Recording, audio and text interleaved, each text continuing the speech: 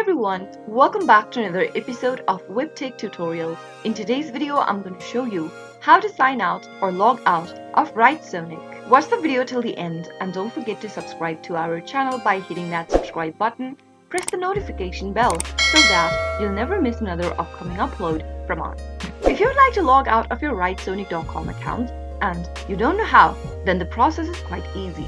From the main homepage of WriteSonic, click on the profile icon at the top right hand corner. In the pop-up, click on Log Out. Wait for a few seconds and you'll be able to see that you've redirected back to the WriteSonic.com login page. That is how you can easily sign out or log out of WriteSonic.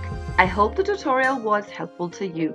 If it was, go ahead and give us a thumbs up. I'll be back soon with more videos like this. Thank you for watching.